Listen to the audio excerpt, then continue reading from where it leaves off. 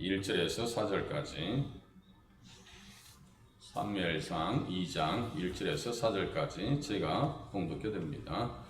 한나가 기도하여 이르되 내 마음이 여호와로 말미암아 즐거워하며 내 뿔이 여호와로 말미암아 높아졌으며 내 입이 내 원수들을 향하여 크게 열렸으니 이는 내가 주의 구원으로 말미암아 기뻐함이니이다. 여호와와 같이 거룩하신 이가 없으시니 이는 주밖에 다른 이가 없고 우리 하나님 같은 반석도 없으심이니이다. 심히 교만한 말을 다시 하지 말 것이며 오만한 말을 너희 입에서 내지 말지어다. 여호와는 지식의 하나님이시라 행동을 달아보시느니라. 용사의 활은 꺾이고 넘어진 자는 힘으로 띠를 띠도다. 아멘. 한나가 이제 기도를 통해서 예수님을 친 거예요. 성경을 왜 이렇게 기록해 놨을까요? 예수님 이야기 하려고. 이 모든 성경이 곧 내게 대하여 기록한 것이다. 예수님께서 직접 성경을 보는 방법에 대해서 말씀하셨어요. 그러니까 성경을 볼 때, 이 부분을 통해서 어떻게 예수님이 드러나지? 라고 하는 전제를 가지고 성경을 보셔요. 그러지 아니하면, 붕어빵에 붕어 없다고 하는 말과 똑같은 거예요. 그러니까 항상 여러분들 드라마를 봐도 주인공이 항상 등장하잖아요. 50회 드라마다 그러면 만약 이순신 장군을 찍는 드라마다 그러면은 이순신 장군이 등장하지 않는 저희가 어디 있어요? 연속극이 어디 있어요? 설교의 주인도 예수님이고 우리 삶의 방향도 예수님이 되셔야 돼요. 그게 예수 믿는 거예요. 한나가 누군가? 사무엘의 어머니 한나죠. 사무엘의 어머니예요. 한나는 에브라임 지파에 속한 엘가나의 부인이다. 엘가나가 하는 사람의 부인이에요. 엘가나는 또 한 명의 부인 분인나가 있었어요. 분인나에게는 자녀들이 있었지만 한나에게는 자녀가 없었어요. 지금 한국에 그래도 선진화되니까 일부 일처제죠. 아주 옛날에는 큰 엄마, 작은 엄마 많았어요. 옛날에, 아주 옛날에. 늘 대립적 관계에 있었던 분인나는 한나의 약점을 알고 괴롭힙니다. 한나의 약점은 뭐예요? 자녀가 없다는 거예요. 자녀가 있는 사람의 엄마와 자녀가 없는 사람의 엄마도 아니죠. 자녀가 없으니까 얼마나 힘들겠어요. 더욱이 실로에 있는 여호와의 집 성막에 올라가 만군의 여호와 하나님께 예배하러 올라갈 때 한나를 향한 분인나의 멸시와 냉대는 더욱 가증됩니다. 자녀가 없다고 막 무시하는 거예요. 그런 와중에 엘가나 남편은 한나를 더 사랑했다라고 성경에 기록하고 있습니다.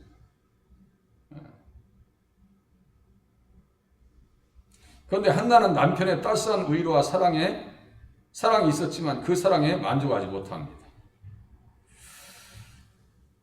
엘가나가 얘기해요. 그의 남편 엘가나가 한나에게 말합니다. 어찌하여 울며 어찌하여 먹지 아니하며 어찌하여 그대의 마음이 슬프냐. 내가 그대에게 10 아들보다 낫지 아니하냐.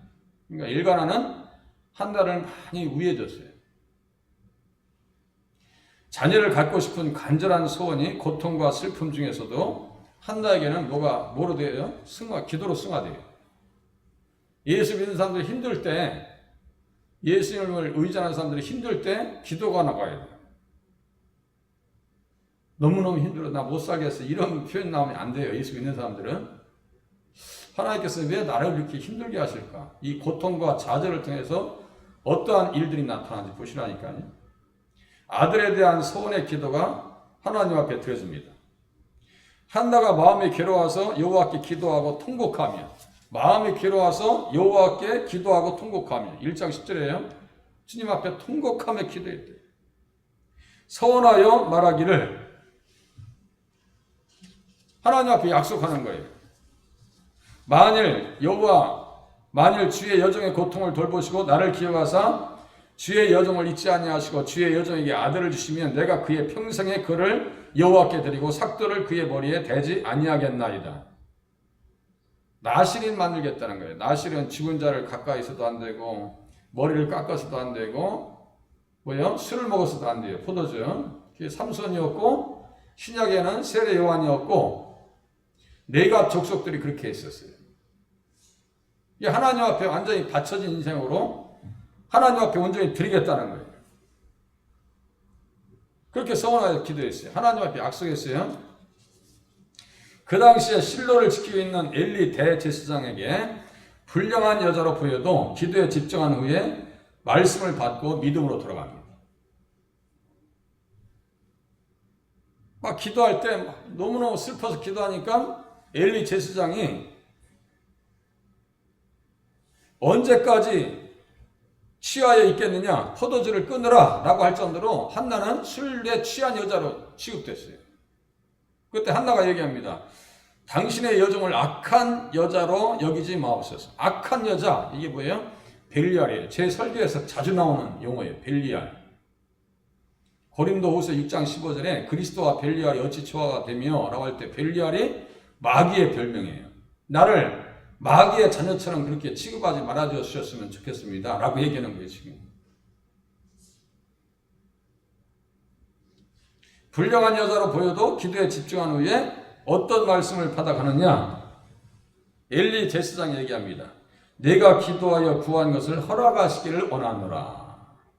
그 말에 한나는 다시는 근심이 빛이 없었더라. 다시는 근심의 빛이 없었더라는 것은 무슨 말씀일까요? 믿었다는 얘기예요. 믿고 갔다는 얘기예요. 하나님의 말씀을 받고 제사장이 주는 말을 하나님의 말씀을 듣고 돌아갔구나 이거예요.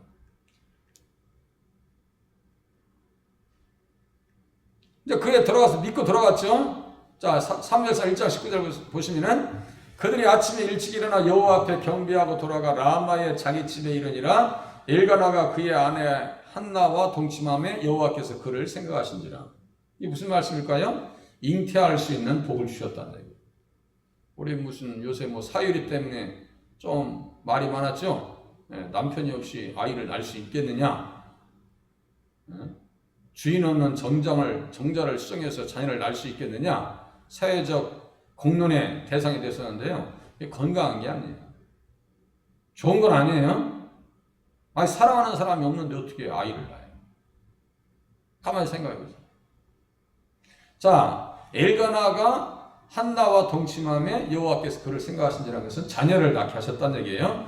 한나가 임신하고 때가 이르매 아들을 낳아 사무엘이라 이름하였으니 이는 내가 여호와께 그를 구하였다 함이더라. 사무엘이 이렇게 잉태해서 태어난 거예요. 그러니까 사무엘은 어떤 사람이에요? 믿음의 자녀였더라. 기도의 열매였더라. 이거예요. 기도의 열매였더라.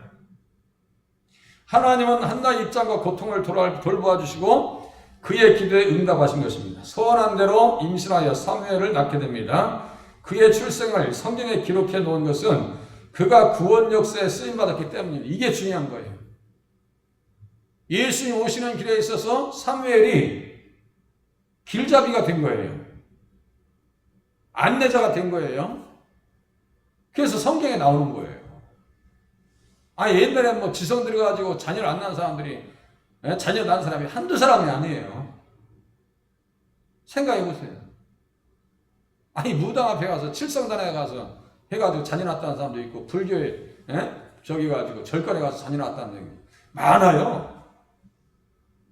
그런데 한나를 통해서 사무엘이 출생한 이야기를 왜 성경에 기록해 놨을까요? 예수님과 깊이 관련되어 있기 때문입니다. 예수님과 너무나 깊이 관련되어 있기 때문이에요. 사무엘을 통해서 예수님의 조상 다윗이 세워지고 성경의 기록으로 믿는 자들이 예수님의 때를 바라보고 신령한 복을 받도록 하신 것입니다. 이게 키워드예요. 한나가 아기 낳고 기도하고 이게 메인이 아니고 그것은 조연이란 말이에요. 조연. 주연과 조연이 있죠. 다시 말씀드릴게요. 이순신 장군이라고 하는 드라마가 있어. 그러면 주연이 있고 조연이 있는 것처럼 한나와 사무엘은 예수님 오시는 길에 어떤 존재라고요? 조연과 같은 존재였더라. 조연이었더라. 사도행전 3장에 보니까 무슨 말씀을 써있느냐? 사무엘 때부터 이어 말한 모든 선지자도 이때를 가리켜 말합니다. 지금 사무엘상하, 사사기, 룻기는 누가 썼느냐? 사무엘 선지자가 썼어요. 사무엘 선지자가. 그러면 사무엘 선지자가 사무엘상하하고 사사기하고 룻기를 왜 기록했느냐 이거예요. 사무엘 때부터 이어 말한 모든 선지자도 이때를 가리켜 말하였느니라. 너희는 선지자들의 자손이요 또 하나님이 너희 조상과 더불어 세우신 언약의 자손이라. 아브라함에게 이르시기를 땅 위의 모든 족속이 너희의 씨로 말미암아 복을 받으리라 하셨으니 땅의 모든 족속이 너희의 씨로 말미암아 복을 받으리라. 창세기 12장 3절에요. 땅의 모든 민족이 너로 말미암아 복을 받을 것이라고 하는 것은 어떻게 해석하셔야 되냐? 아브라함의 자손으로 오시는 예수님 때문에 구원받고 천국 가고 죄 용서받고 하나님의 자녀가 되어지고 의롭다고 인정받게 된다 이런 뜻이에요. 이걸 이해하지 못하면 창세기로부터 이 모세오경을 이해하지 못해요. 지금 새벽에 이제 사사기를 강의하는데 사사기도 계속 예수님 알자는 거예요. 오늘 새벽에도 예수님 알자는 얘기. 다른 얘기 아니에요. 그냥 유심히 한번 들어보세요, 설교. 이거 한번 듣지 마시고, 한번 집에 가셔서 이렇게 글씨 띄우는 거랑 제가 PPT와 다 올려드려요. 가만히 듣고 한번 신앙생활 해보세요. 맞나 틀리나. 무조건 제가 아멘 하자는 얘기 아니에요. 벽돌 찍어내듯이 그렇게 하자는 얘기예요. 우리가 말씀을 들어서 누구를 만나자는 얘기예요? 예수님 만나는. 예수님 만나는 얘기예요. 사무엘을 통해서 다윗이 세워집니다. 예수님의 조상. 이게 특별한 의미가 있어요. 자, 한나의 기도와 찬양으로 증거된 예수님. 한나가 사무엘을 낳고 예수님을 찬양합니다. 한나가 기도하이르되 내 마음이 여호와로 말미암아 즐거워하며 내 뿔이 여호와로 말미암아 높아졌으며 내 입이 내 원수들을 향하여 크게 열렸으니 이는 내가 주의 구원으로 말미암아 기뻐함이니이다. 여기 보니까 무슨 용어가 썼어요? 구원이라는 용어가 썼죠? 그러니까 예수님 어떤 분이란 얘기예요? 구원자가 되신다라고 지금 고백하고 있어요. 구원자가 되신다. 사무엘 선지자는 자기의 출생 배경을 1장에 기록하고 2장을 통해서 성령의 사람 어머니 한나의 기도와 찬양을 기록합니다. 이유는 간단해요. 예수님을 증거하기 위한 것입니다. 어머니를 자랑하려고 하는 게 아니에요. 사모가를 지은 게 아니에요. 사부가도 아니야. 어머니가 너무 그리워서 어머니의 흔적을 남겨놓으려고 사무엘이 쓴 게 아니라고요. 누구를 얘기하려고? 예수님을 증거하는 내용이 한나의 기도 속에 있기 때문에 사무엘이 그 내용을 쓰는 거예요.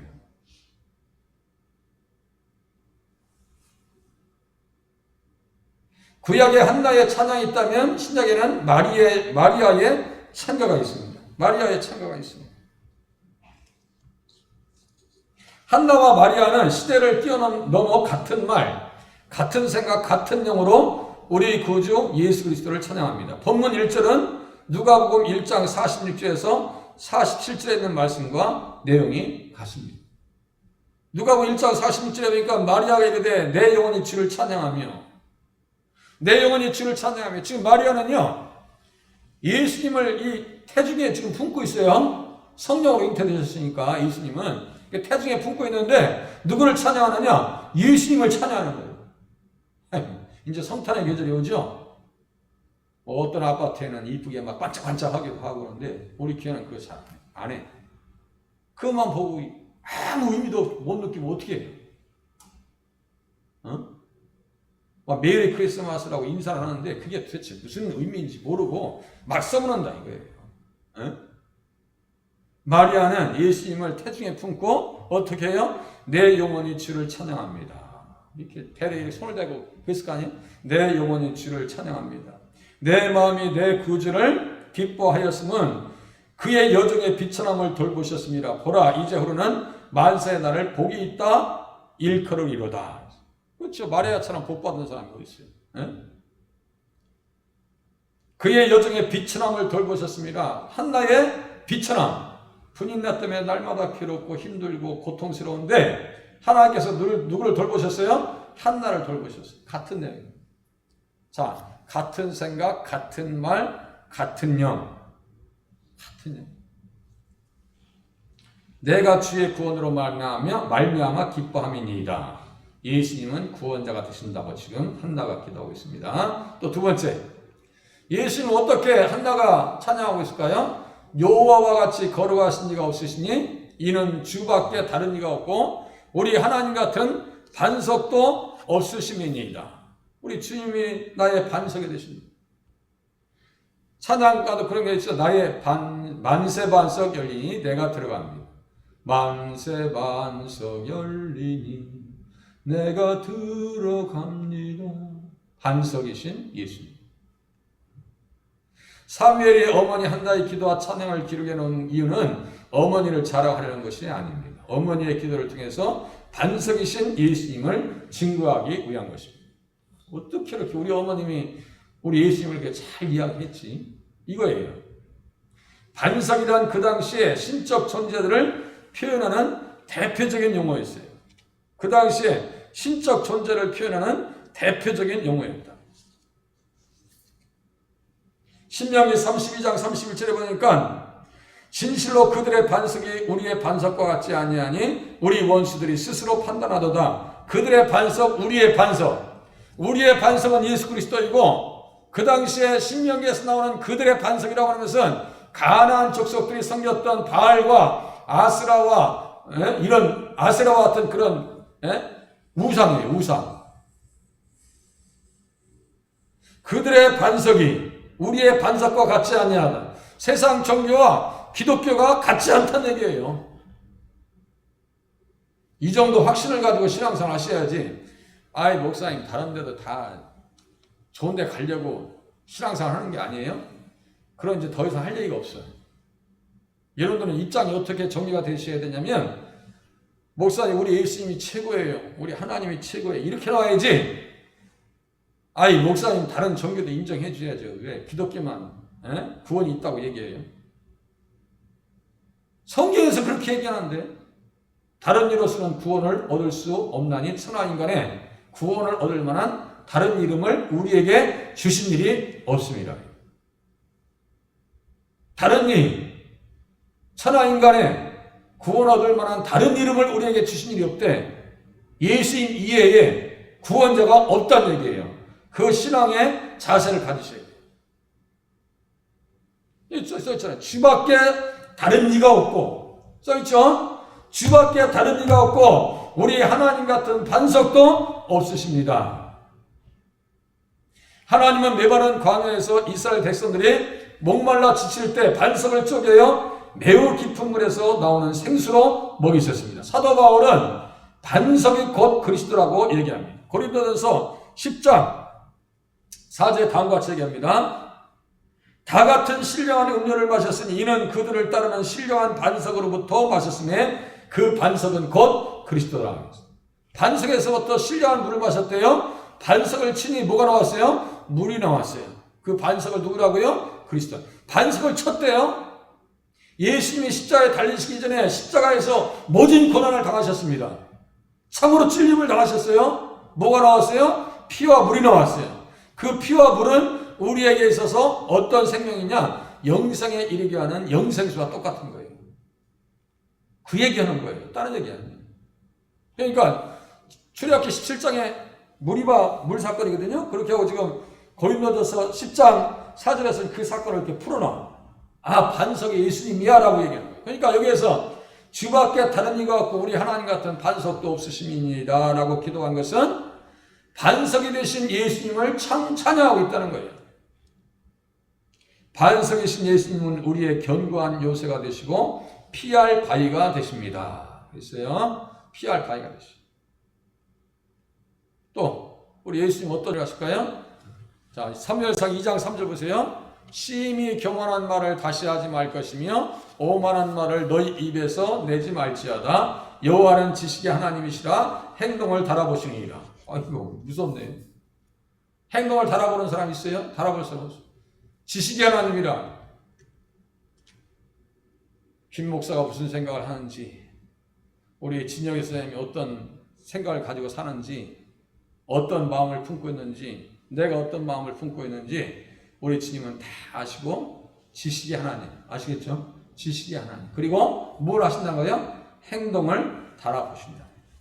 만물의 경영자 되시는 예수님은 만민의 심판자도 되십니다. 우리 인생들은 본인이 원하든 말든 결산해야 할 때가 반드시 옵니다.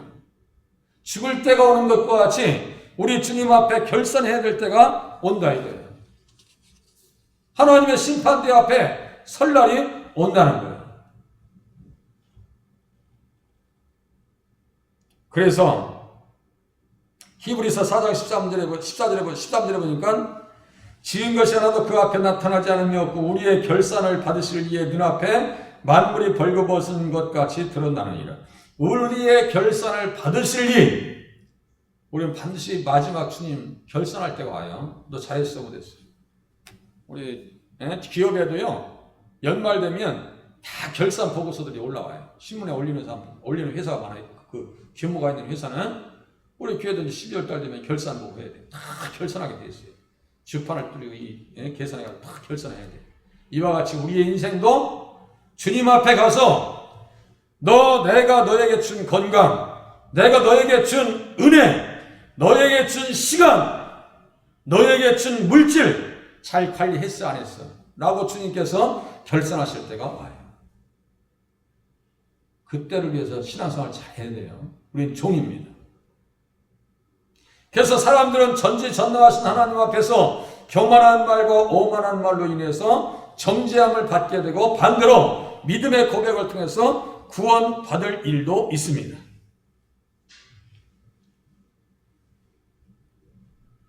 그러니까 신앙생활을 잘 해야 돼요. 내 말로 의롭다함을 받고 내 말로 정죄함을 받으리라. 마태복음 12장 37절에 써 있어요. 전도서 12장 14절에 보니까 하나님은 모든 행위와 모든 은밀한 일을 선악간에 심판하신다라고 써 있어요. 결산하신다. 한다는 지금 그걸 얘기해요. 다 지금 계산해 볼 거야 라고 얘기하시고. 자, 하나님께서는 예수님께서 아들 되심으로 인하여 심판하는 권세를 다 맡기셨어요. 예수님은 현재와 과거 그리고 미래의 언행 심사를 다 달아보십니다. 다 달아보실 거예요. 그래서 다니엘서 5장에 보니까 어떤 말씀이 써 있느냐? 그러니까요, 거기에 벨사살이라고 하는 왕이 등장해요. 벨사살 왕은 누구냐면 느부갓네살 왕의 아들이에요. 느부갓네살 왕이 교만한 말을 했다가 7년 동안 들에서 들짐승과 같이 살다가 겨우 깨닫고 주님 앞에 들어와서 다니엘서 4장에 보면 느부갓네살 왕의 간증문이 나와요. 간증문이. 또 거기서 또 예수님 또 높여요. 그런데 이제 다니엘서 5장에 보니까 어떤 일이 있었느냐? 그 아들이 정신 못 차리고 예루살렘에서 뺏어온 그 성전에서 나온 그 컵, 그릇 이런 거 있죠? 예배 드릴 때 썼던 거, 그거 하다가 술을 따라 먹고 우상들을 찬양하고 그래요. 그러니까 갑자기 벽에서 뭐가 막 글씨가 써졌어.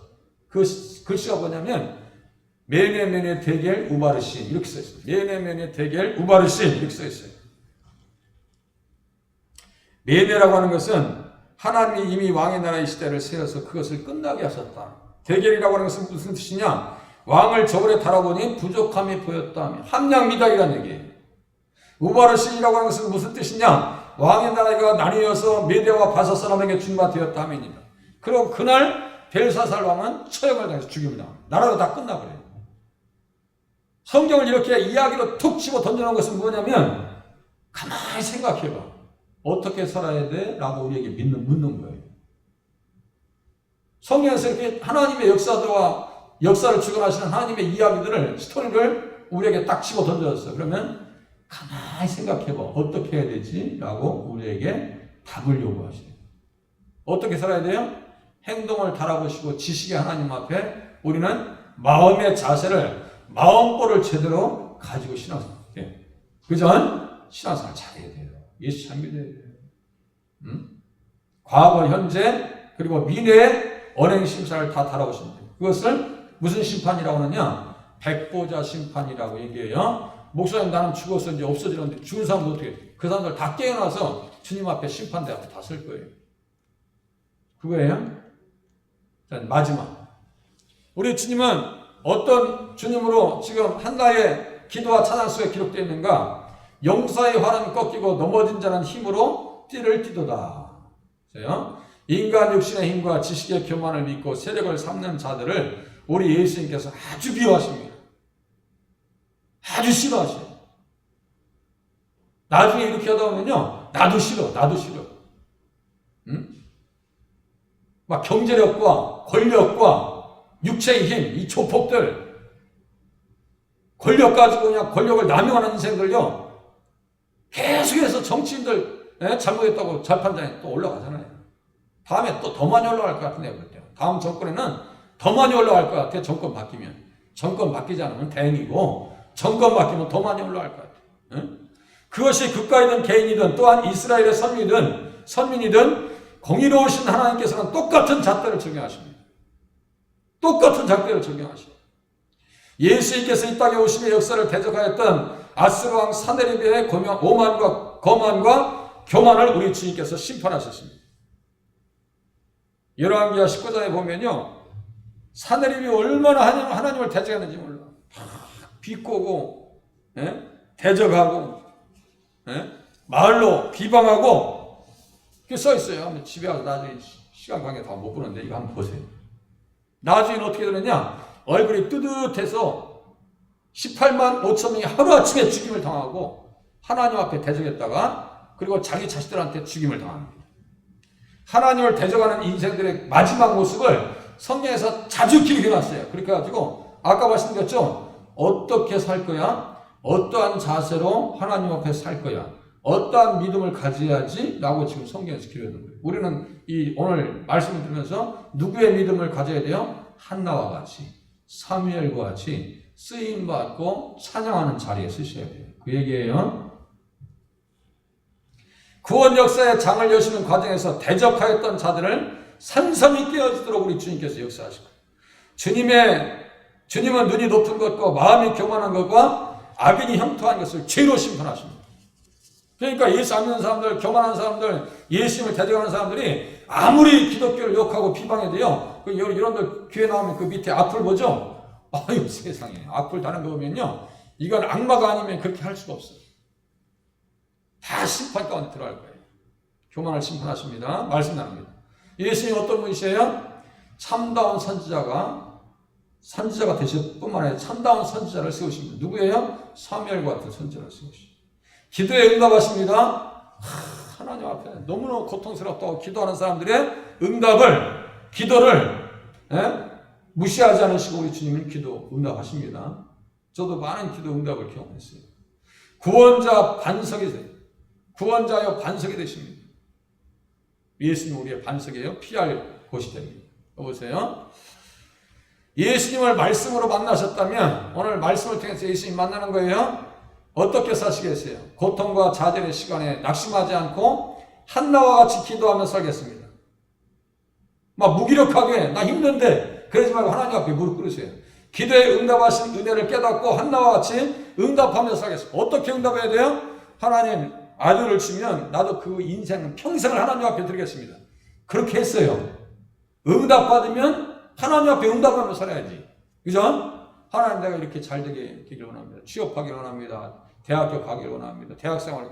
하나님 앞에 그렇게 소원해서 응답받았으면 하나님 앞에 잘해야지. 다 잊어버리면 안 돼요. 주신 은혜에 감사하며 우리 주님만을 한나와 같이 높이면서 살겠습니다. 어떻게 해요? 주밖에 다른 반석이 없습니다.